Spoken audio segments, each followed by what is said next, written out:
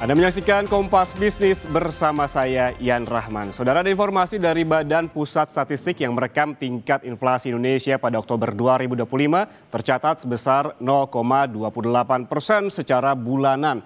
Emas perhiasan menjadi komoditas yang paling dominan mendorong inflasi.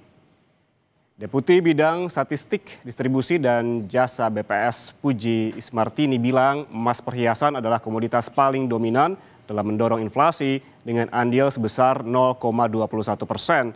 BPS juga merinci secara tahunan inflasi mencapai 2,86%, sementara secara tahun kalender tercatat 2,1%. Dari sisi komponen pembentuk inflasi, BPS juga menjelaskan seluruh komponen mengalami kenaikan harga. Komponen inti mencatat inflasi tertinggi sebesar 0,39% dengan andil 0,25%. Hal ini dipengaruhi kenaikan harga emas perhiasan dan juga biaya kuliah perguruan tinggi. Secara year on year, terjadi inflasi sebesar 2,86% dan secara tahun kalender atau year to date, terjadi inflasi sebesar 2,10%.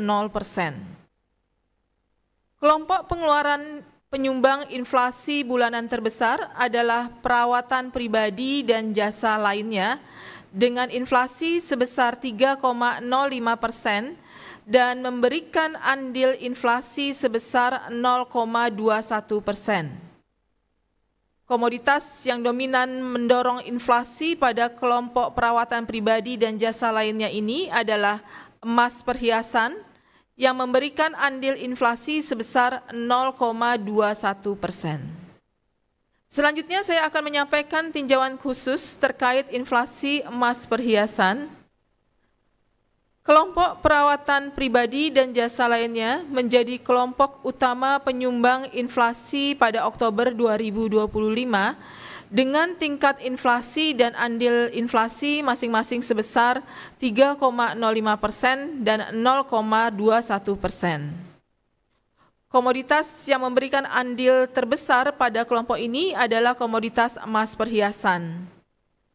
Nilai inflasi emas perhiasan pada Oktober 2025 sebesar 11,97% dan andil inflasinya adalah sebesar 0,21%.